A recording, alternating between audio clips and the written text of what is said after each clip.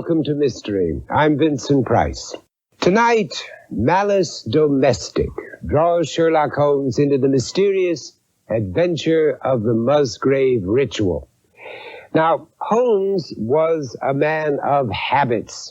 For instance, he kept his cigars in his coal scuttle and his shag tobacco in the toe of a Persian slipper, and his unfinished correspondence was stuck into his mantelpiece with the blade of a jackknife.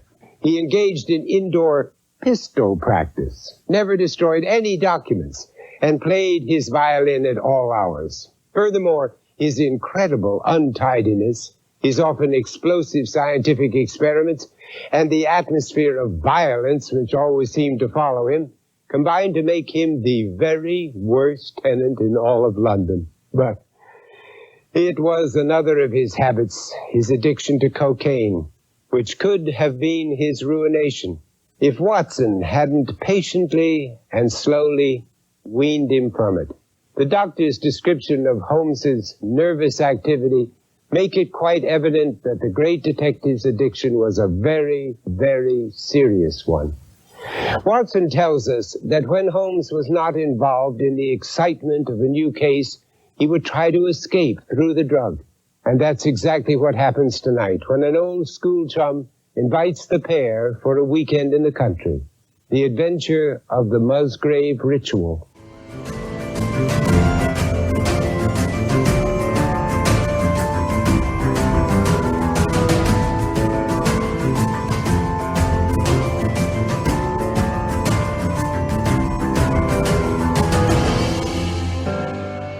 Hello and welcome to the LBC Irregulars, a story-by-story review of the Jeremy Brett Sherlock Holmes series produced by Granada Television between 1984 and 1994. I'm your host, Kathy Bright, the MVP. Joining me on this adventure through Sherlock Holmes is the Sherlock to my Irene Adler, Jarrod, the yard sale artist Albrecht. Good evening, Jarrod. Good evening. I'm so happy to be here. I look forward to having a discussion with your butler tonight. So if you could go ahead and just kind of get to that. I'll see if I can wrangle him up. Okay. In the meantime, do you want to know what I brought you for this episode? What'd you bring me? I brought you a new rug. I thought you could use one. Ooh. It's brand new, no stains on it at all. If you say so. I promise. This is nice. This is nice. And for you, here is some crown parts. An MVP crown? Yeah, actually, it's parts to a Crown Victoria. Oh. 1987. I might have got confused. Whatever works. Well, let's introduce our guest for this evening. As we continue our review of the third season of the Granada series, The Return of Sherlock Holmes, we have decided to invite another guest from the LBC crew. Ladies and gentlemen, welcome the one and only Dark Web, Felix Slater, creator of Silverhands, Pop Pop Hiss, The Hot Thing, Pimp Destro, and occasionally Coffee Black, Mr. Delvin Williams. Man, it's not often I hear the Mr. Delvin Williams. I hear those other names more than I hear Mr. Delvin Williams. So I got to try to keep it classy up in here. I appreciate you keeping it classy up in here. It's good to be here, Kathy. Well, welcome. We're very glad to have you with us tonight. You ready to talk some Sherlock Holmes, fellas? Let's do it. Absolutely. I'm always comfortable here in 221B. So at this point, it's time for Kathy to give us the recap of our first story. If you're not familiar with the Musgrave ritual, you're probably going to get it spoiled because we're going to discuss the heck out of it. With that, I hand it to Kathy.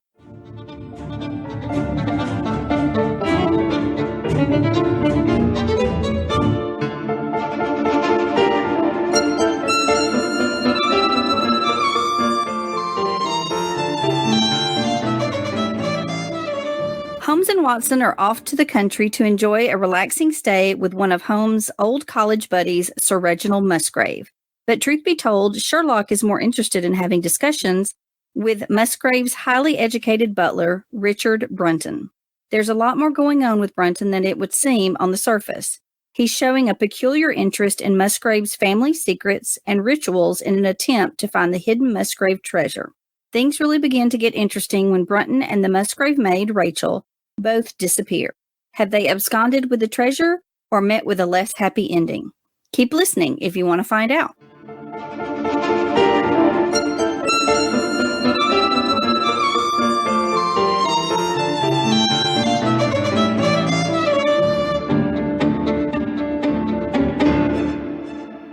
Well done, Kathy. Now it is time for some highs or lows or what the, as we each take a look at the good, the bad, the mad. What did you think of the episode? We will start with our guesses. Delvin the Dark Web Williams, round one, go. So, yeah, I watched this one second. I watched it right before we started podcasting. The next one I watched first, and it was a 9-day difference, at least in tone. This one that we're doing now ended just dark.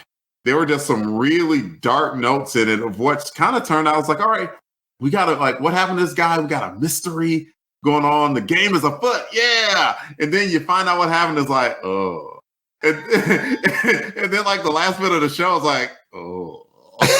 Like, it got a little bit dark on me, which isn't a bad thing. You know, sometimes all mysteries can't be, you know, bright, happy, and cheery ones. So I give that a what, in that it was just a big difference in the two that we're going to cover tonight.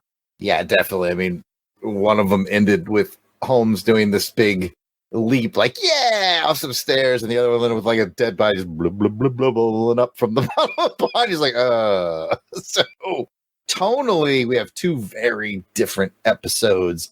So we'll see if that affects scores. We'll find out later on. But first, we got to go to Kathy, who, if I had to guess, has a new segment called Watson Watch. Correct, Watson. I have something I wanted to start called the Watson Watch. I really enjoy the character of Watson. I love that he's the comic relief sometimes to the seriousness of Sherlock Holmes. Like any good Disney movie, it's got to have its sidekick. You know, who doesn't love Eddie Murphy in every Disney movie he's ever been in, right? So my first Watson Watch is going to be my favorite moment of this episode for Watson is the joy that we see on his face when he's sneaking into Holmes's room. He's like, I'm going to get me some of those case files. I'm going to be able to read these stories that I've only heard about. And all of a sudden, he turns to the concern of his friend who has obviously partaken in his bad habit for the evening. So I love that moment with Watson, and that is my Watson Watch for this episode. That was certainly a good one. Holmes was flying high that evening. What was the term you used, though? Suited up? Zooted. Yeah. Zooted. Okay. Yeah, just woof. Yeah, it's like they always say, Kathy, it's all fun and games until you catch your friend shooting heroin. That's a phrase. That's a thing that people say. Well, hopefully none of us ever have that problem. No. Pat would not allow it. No. What about you, Jared? Highs, lows, what-thys of this episode? Oh, certainly. I'll start with the high of just Jeremy Brett, as usual, being Jeremy Brett. And, you know, we did some discussion before we started recording about the drug use that you just talked about and how he was so high that night. He was giggling and laughing at everything and just this high-spirited Holmes. And the next day when there's investigations we do it, he actually gets sleepy. And I liked that moment, like he's in Brunton's room and he's kind of investigating. He just kind of lays down like he's about to take a nap. And then somebody walked in and he like perked right up like, I'm totally investigating right now. Yes, I'm investigating. And so I got a kick out of that moment of Holmes like, man, you see him do that often. Like, I got to catch some Z's. Well, and if you noticed, once they left the room, he literally did. He laid down and put the covers on him. He was done for a little while. He needed a little naparoo. Oh, but it is back to Delvin. What do you got? I was a big fan of the riddle. Yeah, the riddle was really cool. I like it because it was mysterious, you know, a little sing-songy or whatever, but they added the proper gravitas to it. Like, it was a mystery that had been in the family for decades or centuries even, and no one had been able to solve it. So you have to make it such that the listening audience can at least understand what's going on, but it has to be complex enough that Sherlock Holmes is going to solve it and everyone's going to think that the man is a genius for solving it. So they did a really good job of that. We were talking a little bit before the show about the geometry that they put in there and how casual, you know, they're like, okay, one leg is like 64 and the other leg is like 63, then 49. And then what's the hypotenuse? It's like, it's 94. No, it's 96. Okay. Awesome. That's a good story there, guys. Like, yeah, I would not have gotten that just off the top of my head, but I love how intelligent that it all was. It was intelligent, and it was so well explained by the creator of this show that he could make it relatable enough that an audience could understand what's going on. That was well done. I like that we were kind of in Watson's shoes, where as soon as you read it, when you hear about an elm and an oak, you automatically think some kind of treasure map to something. And that's exactly was Watson's immediate reaction to when he heard it. He was like, this is obviously a treasure hunt. And it's like no one over all these decades realized, well, I guess they did, because he did say that they searched all over the property underneath that oak tree to try to find something. Yeah, and boy, Watson had became a key element in helping solve it too. That was definitely neat. All right then, Kathy, it is to you, madam. What do you have? I'm going to discuss another high, and it's the overall look of this episode. I thought the cinematography was wonderful in this. There was several incredible shots. The opening shot with the tree in the fog, the cavalier on horseback coming away from the tree, the oak tree with the silhouette of Sherlock Holmes and Musgrave with their umbrellas, I thought was an incredible shot. Then probably my favorite is when Holmes appears to be floating and we realize he's on a boat when he's going to the part of the house that has the cellar in it where they're trying to go. We both just stood the Holmes pose, like he's just standing bolt upright as he's floating across. I tell you what, they really must have some respect for Holmes, because if I'm on that boat and one of my friends is just sitting there, doing the Captain Morgan, it's like, get your down here and help row. What are you? Or trying to tip him over to make him fall in. Yeah. Oh no, he fell in the water. Yeah. Are you the one that rocks the cart on a Ferris wheel too, Delvin? No, that'd be more Jared. Ferris wheel reminded me of roller coasters, and like I am not the bravest on roller coasters. I'll do roller coasters, but I don't do Ferris wheels. I don't rock the boat. I don't tip the boat over. Anyways, for my final high, I'm going to give it to my boy Brunton, who was having a literal roll in the hay with the gamekeeper's daughter when his ex came up there, looked him in the eye, gave him the scowl, stormed off, and he was like, all right, baby, we was doing something. Something about a cookie jar? Yes, absolutely. If your hand's already in the cookie jar and you got caught, you may as well eat the cookie. You're already in trouble. Why not? You're already in trouble. Put it this way. If you're a kid and mom was like, don't get any cookies, she saw you with the hand in the cookie jar. If corporal punishment, totally not a thing. And like, let's say you're going to get like 3 swats on the bottom for it. If, for getting caught and disobeying. How many more swats are you going to get for eating the cookie? Maybe 1? Make it worth it. Make it worth it. You might as well get 1 cookie for each swat you're going to get. My butt is sore from, that was a tasty cookie. I'll wrap this up with a slightly more mature high, that I really liked the treasure. The treasure was staring them in the face and it looked like junk. And only Holmes was smart enough to figure out what the treasure actually was. And I thought that was very clever. I did want to note a couple things before we wrap up the highs and lows section. A couple of differences in the short story versus the episode. In the short story, Watson was not involved in this at all. Oh. This is Holmes telling Watson about this story. They're at the house and Watson's just trying to get him to clean up. Whenever he writes down all the details of every case, he just kind of lays them around the room. Watson had enough and like, it's time to clean up. Let's get some of these packed away so we can use them later. That he brings out the trunk in the apartment and it's like, oh, well, I've already got plenty in here. So that's one difference. The other thing is the death of Rachel is very ambiguous in the short story. They don't say whether she died or not. And I will quote, of the woman, nothing was ever heard. And the probability is that she got away out of England and carried herself and the memory of her crime to some land beyond the seas. So they don't actually kill her off in the short story. Interesting choices.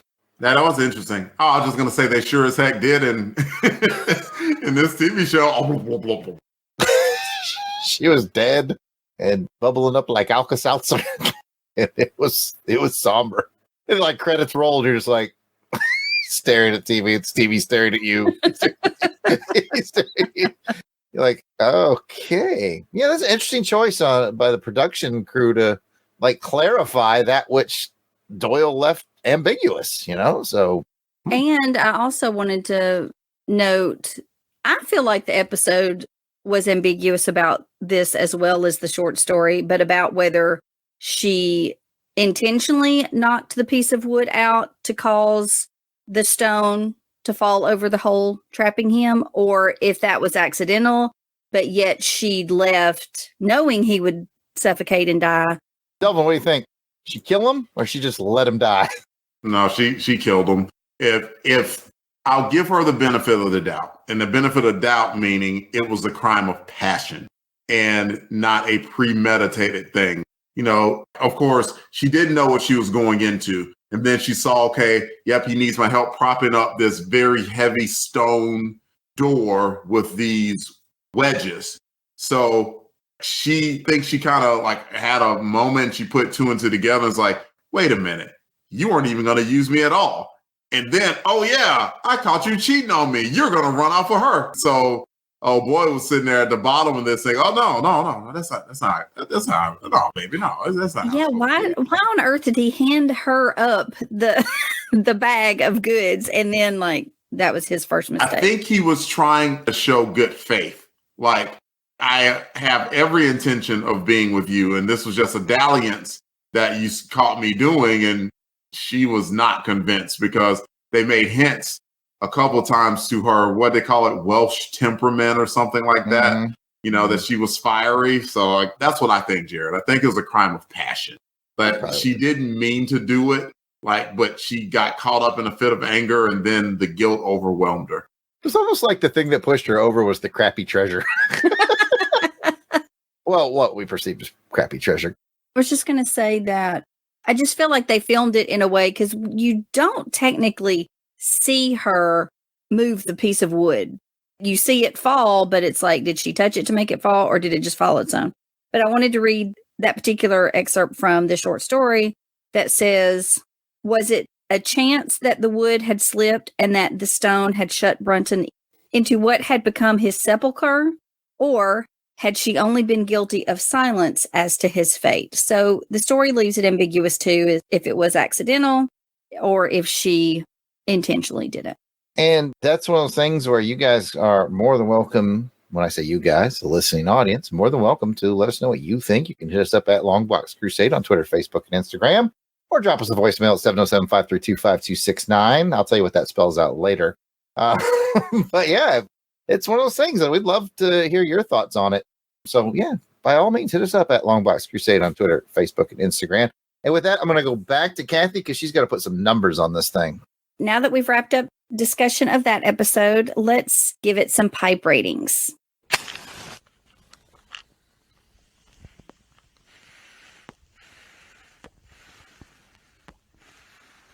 On a scale of 1 to 5 pipes, 5, you loved it. It solved your mystery. Aha! 4, it was really good. 3, it was all right. 2, you did not like it. 1, you hated it. It threw you off of Reichenbach Falls.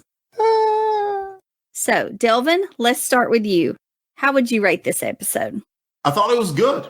I enjoyed it. I was intrigued by the mystery, and there was even a part of the mystery where Sherlock Holmes didn't know what happened to the girl at the end, even though that wasn't the part of the mystery, but it was, a loose end that I'm sure that Sherlock Holmes would rather have wrapped up and had everything tied in a bow. So I thought it was good, real good. It gets a 4 from me. I like that 4. I'm going to give it a 4 as well. Like you said, I liked the story. It was very interesting. It was intriguing. Who doesn't love a good treasure hunt? As I mentioned, cinematography I thought was incredibly well done in this episode. I give it a 4 as well. Jared, what about you? Open the door. Get on the floor. everybody, let's score this a 4 because, I liked it quite a bit too, even though it was somber. All right, so we all gave it a 4. We all liked it quite a bit. Now that we've discussed and all agree this is worthy of a 4, let's hear the final thoughts from Vincent Price on the Musgrave Ritual.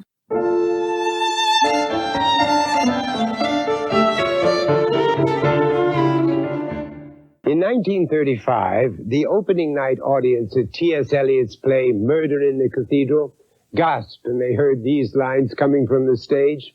Whose was it? His who is gone. Who shall have it? He who shall come. What shall be the month? The last from the first. Critics had a field day speculating on Eliot's use of the passage. Had he read the Musgrave Ritual years earlier and stored the lines deep in his subconscious? Could the famous poet be unaware of the similarity? Well, someone finally asked Eliot, and he replied, my use of the Musgrave Ritual was deliberate and wholly conscious. Every writer owes something to Holmes. Eliot made several references to Holmes's tales in many of his poems, but it is in his Old Possum's Book of Practical Cats that he demonstrates the sincerest form of flattery. His description of Macavity, the mystery cat, is an out-and-out imitation of Professor Moriarty. Macavity is the mystery cat. He's called the Hidden Paw, for he's the master criminal who can defy the law. He's the bafflement of Scotland Yard, the flying squad's despair, for when they reach the scene of crime, Macavity's not there. Not all writers shared Eliot's enthusiasm for Holmes. For example, playwright George Bernard Shaw, who admired very little, pronounced this simple verdict. Sherlock Holmes was a drug addict without a single amiable trait.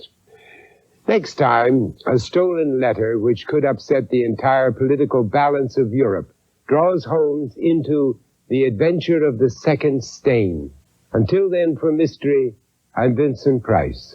Good night.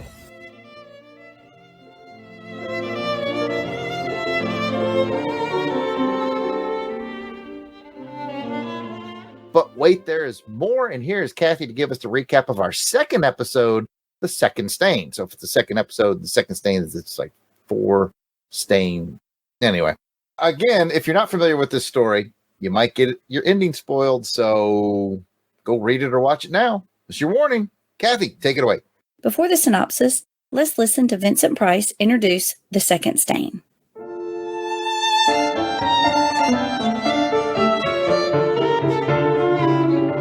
Good evening and welcome to Mystery. I'm Vincent Price. Tonight, political secrets and a mysterious pool of blood involve Sherlock Holmes in the adventure of the second stain.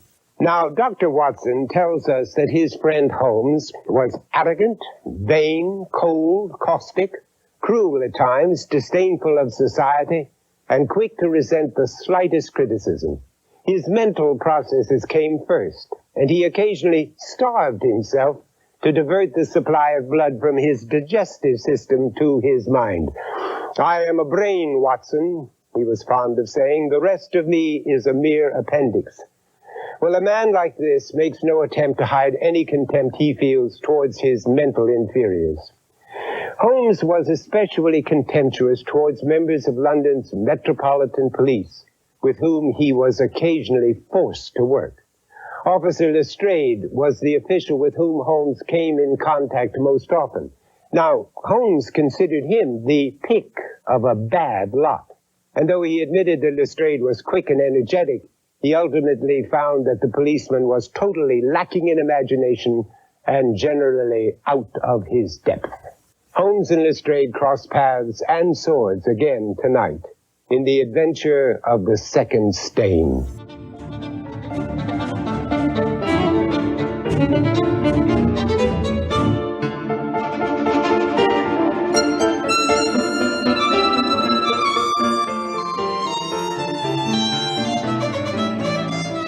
It's not every day that the Prime Minister himself pays a visit to 221B, but that is exactly what happens when some highly sensitive state secrets in the form of a letter go missing.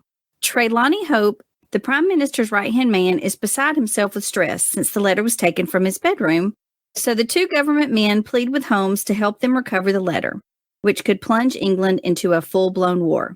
The only helpful factor is that the list of suspects, people who actually knew about the letter, is relatively small, and things get much more interesting when one of the suspects is murdered. Holmes and Watson must get access to the crime scene to figure out why there are two bloodstains that don't match on the rug and the floor, and figure out why the betrayal was committed by someone so close and trusted to Mr. Hope. Who stole the explosive state secrets and why? Keep listening. You just might find out.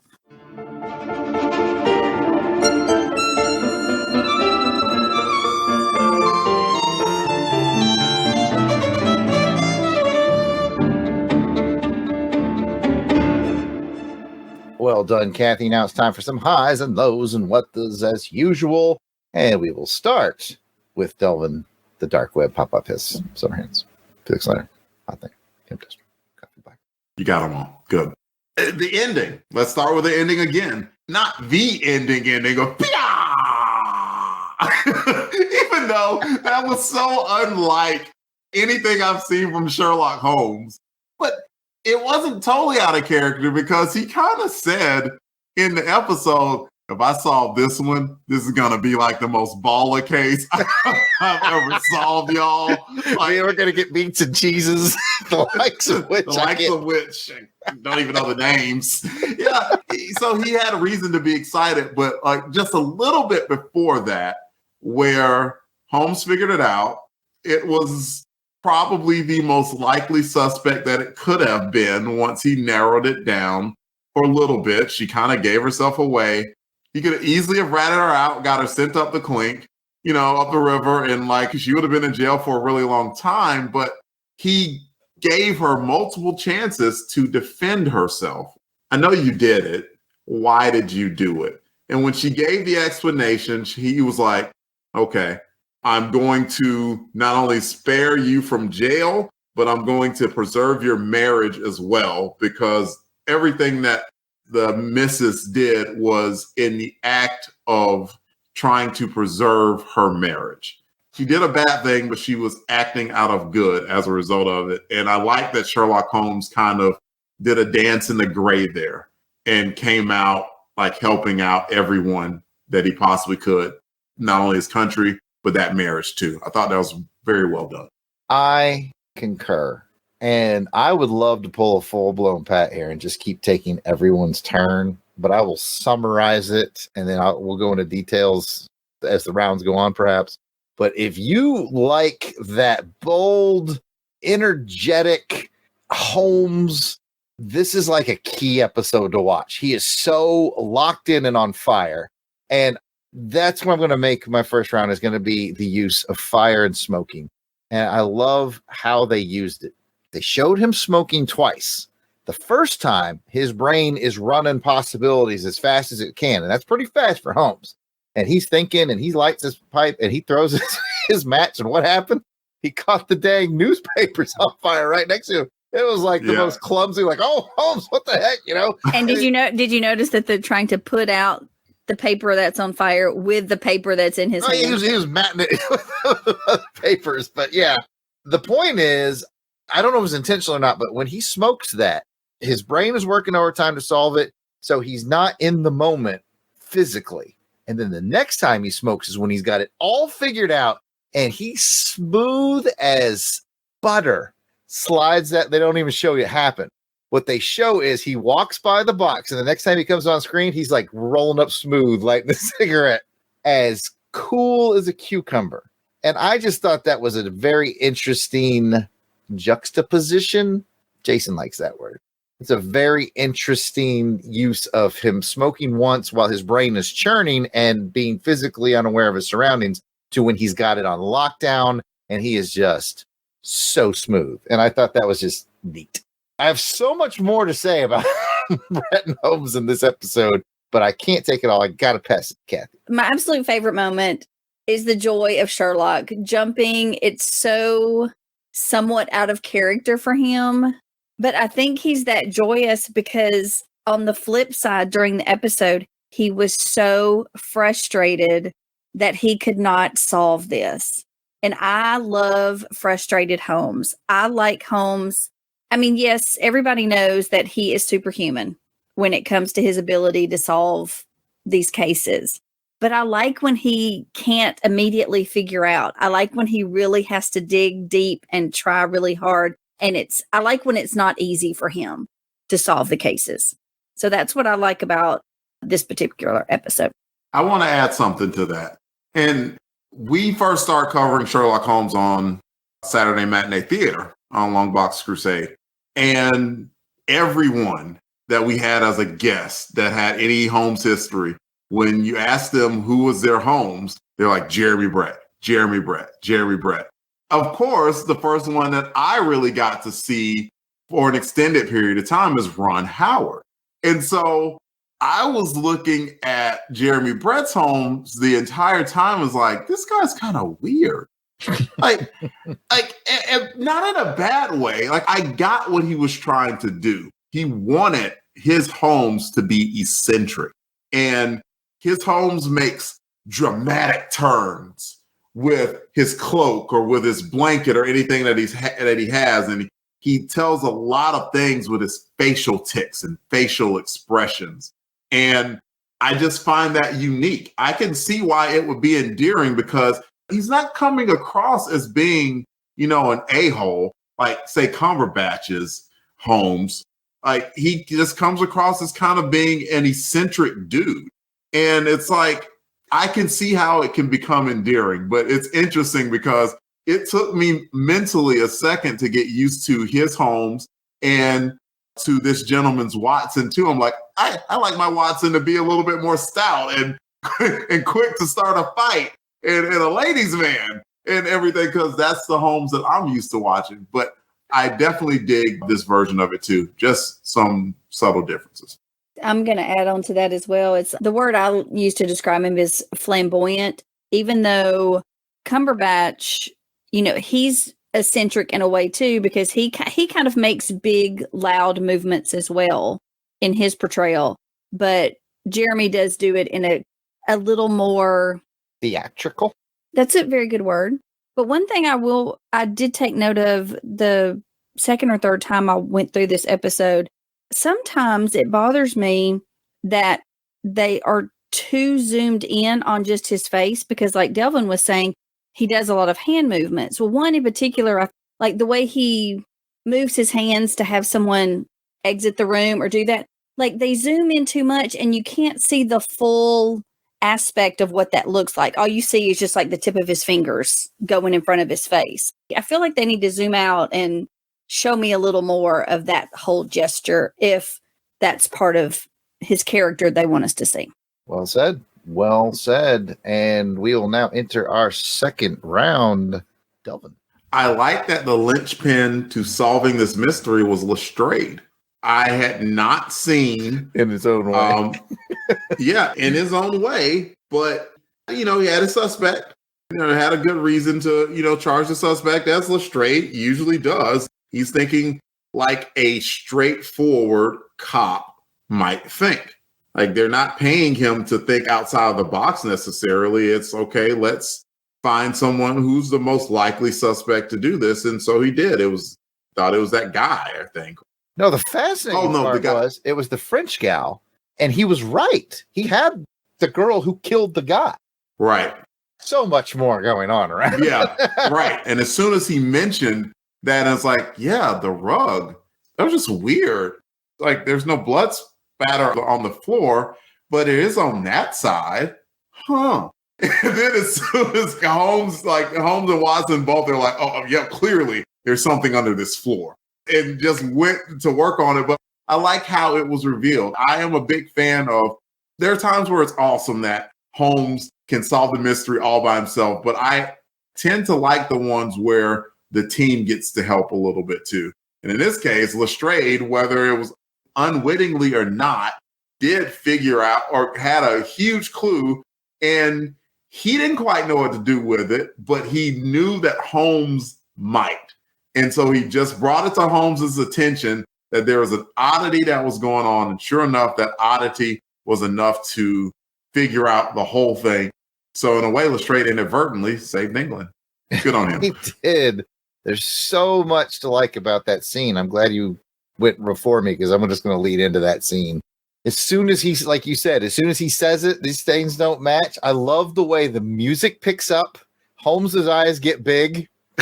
Like, it's like everything's going to do click, click, click, click, click, click. And I love how at this point, and maybe this is Watson Watch. Maybe we got to get to Kathy on Watson Watch. I love how they're so in tune with each other now. They're boys now. The second Lestrade left that room, he was like, Watson the table. And Watson's like, he was on it. Man. And then he was like on it, putting it back together before Lestrade got back in the room. Like, and he played cool as he was sitting on the table. I was like, that was super cool. And then even before that, they wanted so badly to see that crime scene. And the way they did it, where they were just kind of, they saw Lestrade, they walked up, got real close to him. As soon as he noticed them, they acted like they were walking away. You know, like, oh, hey, Lestrade. Like, they wanted that invitation so badly to that crime scene. And he coughed it up because he was so proud of himself. You know, he wanted to show Holmes, got it all figured out. But that scene, beginning just for how they got invited in, to, like you said, Lestrade actually being helpful. And I want to underscore, too, what you were talking about. Like, Lestrade, he got it right. He got the murderer, you know, which was neat to see him get it right. And yet it's part of something bigger so Holmes can do more with it. Just a nice combo. I told you guys I have even more notes written down. I got to stop talking. Kathy, go ahead. And yes, we will take the Watson/Holmes relationship and, like you said, how in tune with each other. That was definitely my favorite Watson moment of this episode, is when he's looking out the window, he's used the watch, and he's like, hurry up, he's coming back, you know? So I did love that scene. I think this round, I'm going to have to go with a low, even though I really did enjoy the acting in this episode, especially the wife of the... She was good. Yeah, the Secretary of European Affairs is what he was. She reminded me so much of Gillian Anderson, who I adore. I thought she did a great job. I think the guy who played her husband did a really good job as well, because he got really stressed out, very defensive when he felt like it was his fault that this had happened. But my low is kind of, I feel like maybe the episode was too normal, too status quo, maybe because it was just a letter in a floorboard. How many times have we seen that in a million other stories? I think that's the only reason I have a little bit of a low. Maybe it was too highbrow for me. Maybe it was too, with it being political and state secrets and all that. You bring up an interesting point of view in that, and we talk about this on Action Film Face Off, which is another great show on this network everyone should listen to. But especially every 3 months. There is oftentimes on Action Film Face Off, the action films sometimes have some of the most basic plots, but what separates them from the pack is how well they're executed. And I think that's kind of what you're saying here. Like, it's a stolen letter. Holmes is going to find it, and in the meantime, save this marriage. And from that aspect, you're right. But I think it really shines in its execution. But I see what you're saying about a basic.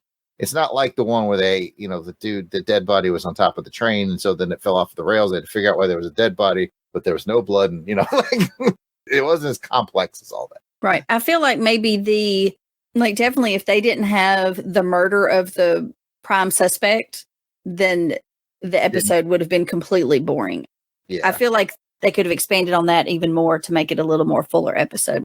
I like the specter of it, though, meaning like at the start of it, you have the prime minister coming in, and they're like, this is a matter of national security.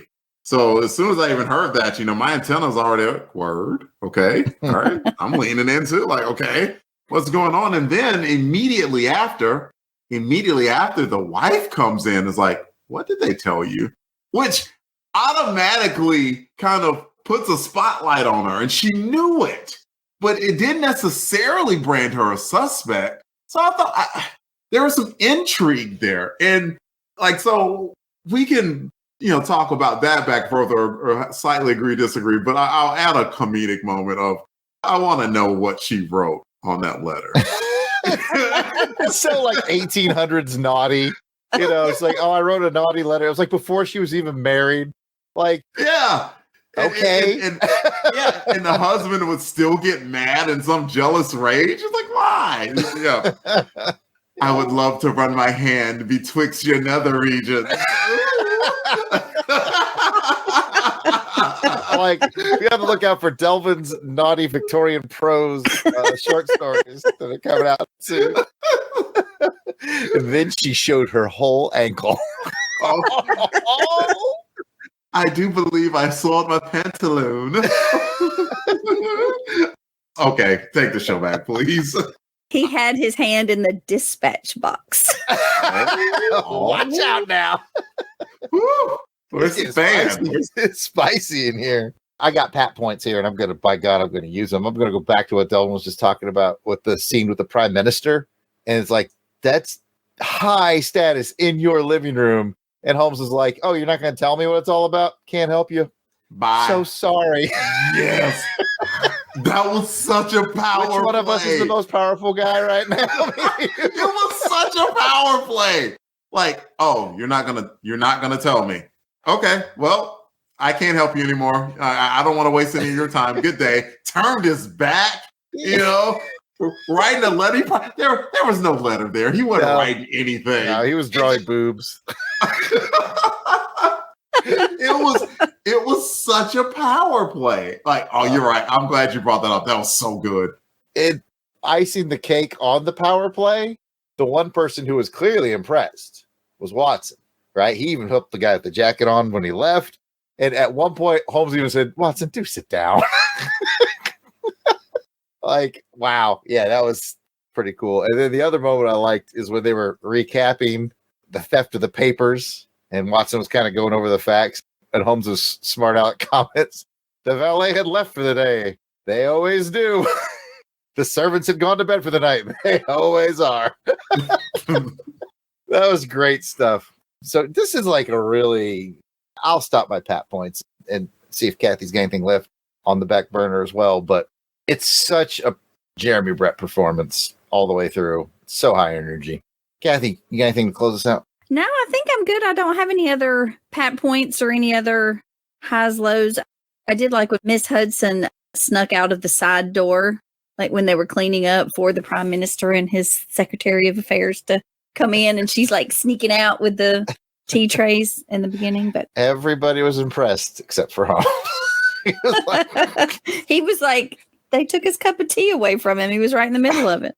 You know what? I've got another pat point. Just another micro Holmes moment that I loved is wrapping up the scene with the rug when Holmes has pretty much so got it figured out, and all he does is take out that picture and show it to the guard. And the guard goes, "Hey!" And Holmes goes, "Ha ha!"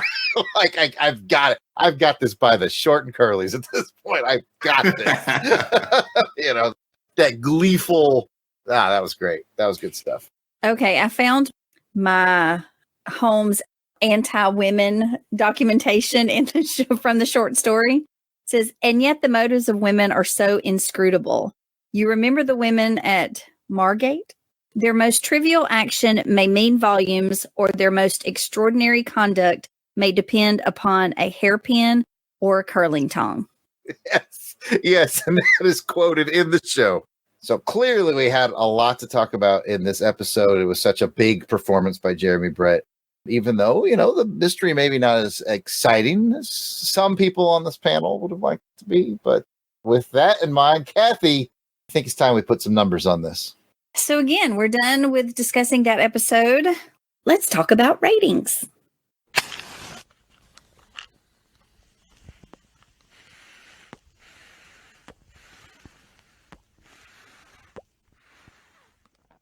As a reminder, we have a system set in place just to do that.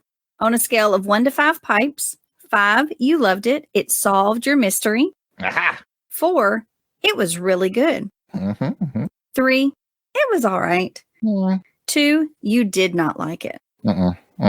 1, you hated it. It threw you off of Reichenbach Falls. How would you rate this story, guys? Delvin, let's start with you. I'm at the same level. I'm at 4 level. I thought both of these stories were very good. And I am learning that I like the visual medium of Sherlock Holmes. I have basically enjoyed from the newest iteration with Cumberbatch, with the 54 of Ron Howard, with this 80s Grenada version. of Jeremy Brett that I love watching that visual medium. They've been very entertaining, and this one was no different. It's out of 4 for me. Jared, what rating do you have for us? Stone cold 5. You don't get this much energy out of Jeremy Brett without getting a 5 from me. I was so enthralled. And, earlier I gave the Musgrave Ritual a 4. And if it, I think it had a lot to do with the positivity and the energy of the episode. Like we said, the other one was so somber. I feel like as a quality level, they're probably the same, but this one really just, picked me up, and I got a 5 it. Okay. Well, I'm going to give it a 3.5. Okay, let's move on. Yeah. This isn't my show, Kathy, but you can't do that. Can't do that.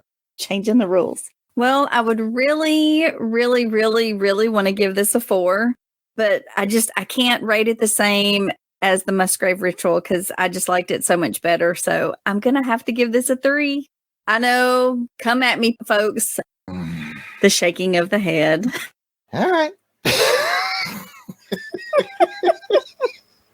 Well, you know what? Everyone has the right to their opinion, and that's perfectly okay, Kathleen. Whether it's wrong or right. I don't know what else Jeremy Brett can do for you. I don't know what else he can do. Now that I disappointed everybody with that 3 rating, let's hear some final thoughts from Vincent Price on the second stain.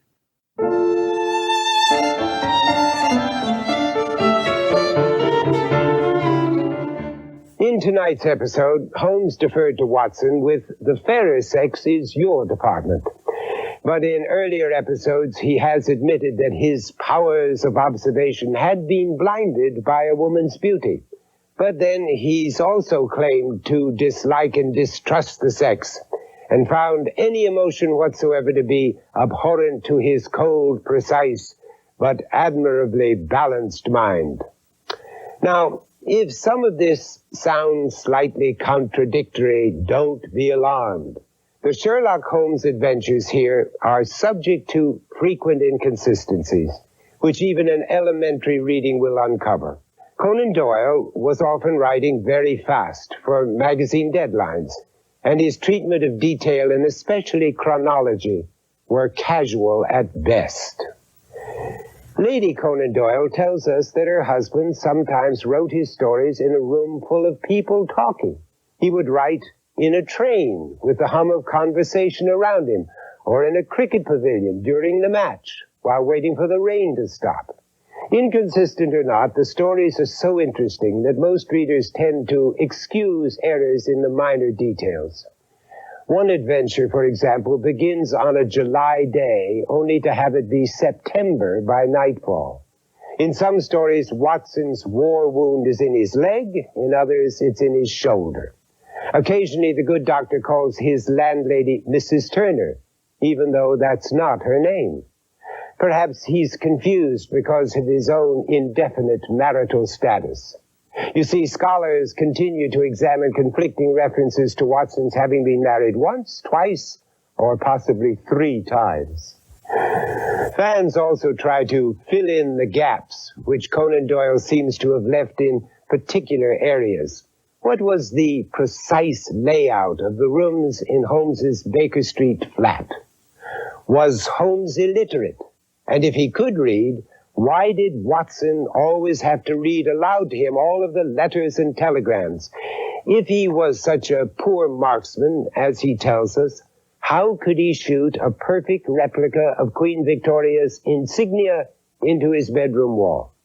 Well, the list goes on, and the 60 stories which make up the Holmes saga continue to be the object of undiminishing affection and tireless research. English and American devotees alone have managed to compile Sherlock Holmes glossaries, encyclopedias, iconographies, almanacs, songbooks. As Christopher Morley, the founder of New York's Baker Street Irregulars, so aptly concluded, never has so much been written by so many for so few. Until next time, when Holmes tracks down the man with the twisted lip, I'm Vincent Price. Good night.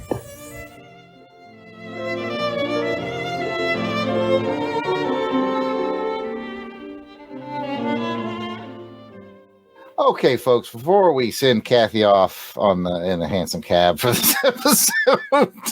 Before you lock me into a cellar. Yeah, before the wooden boards mysteriously fall out of the cellar.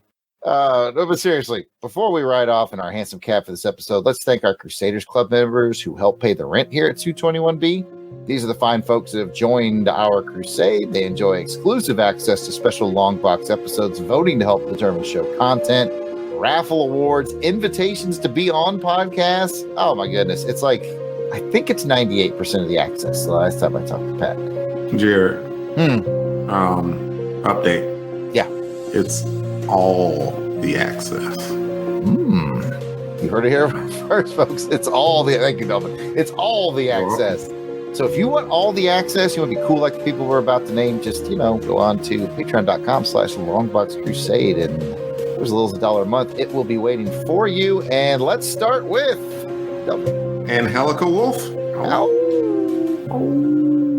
Auburn Elvis. Bill Beer. Blast It or Stash It. Braxton Underwood. Captain Entropy. Clinton Robeson. Dave Collins. Battle Wagon. Gary Viola. Gene Hendricks. Gerald Green. Jason King. Jason Lady.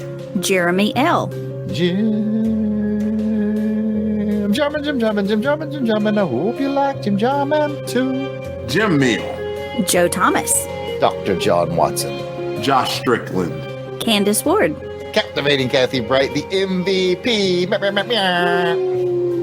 Mark Ross, a.k.a. Clark Trent. Maxwell Traver. Michael Wagner. Miranda W. P.D. Devins. Paul Hicks. I hope you like Paul Hicks too. Rick of Jeff and Rick Present. Rob Morgan. Samantha Maney. Sean Urbanski. Spidey 67. Spreadsheet. Steve Cronin. Tim Price. Tony Pennington. And Toronto Cop. Of course, we missed you on our list. We apologize. We record these episodes well in advance of release, so if you're recent edition, we will add you soon, especially these irregulars. They're recorded months in advance, so don't get upset. But if you feel like you need to send an email out of anger or hatred, send them to Pat. And you can send them to Pat. It's contact@longboxcrusade.com. And of course, we'll get it straightened out. But Pat is the source for all your anger and hatred. And as a reminder, you can join the Crusaders Club, patreon.com/longboxcrusade for as little as $1 a month. So come and check that out. Offer not available in all areas, especially for Jason. Well, that will wrap up these two stories. We'd love to hear from you if you're familiar with any variation of Sherlock Holmes, including the Granada adaptations. You can find Longbox on Twitter, Facebook, Instagram, and YouTube at Longbox Crusade. Email contact@longboxcrusade.com. You can also reach us by phone. Jared? 707-532-5269. That's 707-532 LBOX. Pick up the phone. If you want to chat with me personally, I can be found at Yard Sale Artist, Twitter, Facebook, Instagram is all at Yard Sale Artist. You can check out my artwares, which does include some Sherlock Holmes book page sketches at www.theyardsaleartist.com. Kathleen. I can be found on Twitter, Instagram, and YouTube at AUKathy2418, and that's Kathy with a K. Delvin, where can listeners find you? Thanks for having me, y'all. You can find me on Twitter at DEE_RAY1977 or Instagram, Delvin Ray. Delvin, thank you very much for joining us. It was a wonderful time. Be sure to join us next quarter as we take a look at 2 more episodes from Season 3, The Return of Sherlock Holmes, as aired on ITV in England. The Man with the Twisted Lip and The Priory School. Bye! Bye! Bye, everybody.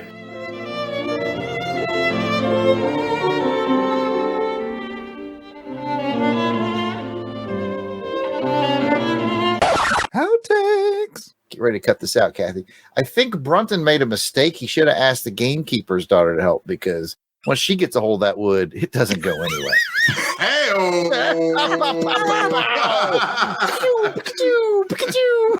Is that like a really well filled out dog?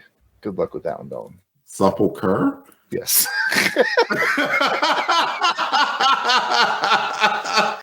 Like, just keep the Delvin and Jared plate spinning like yeah.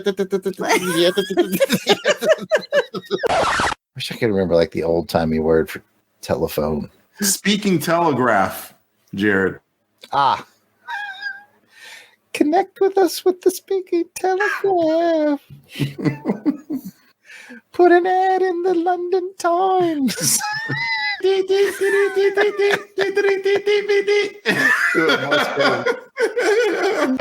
It was weird. He was like saying, rap. Yeah. Elvis Presley. There's a man with a twisted lip. There was some good stuff in that first part. All of mine and Delvin's Breaking Benjamin discussions gone. Yeah, that's a tragedy. Shut up.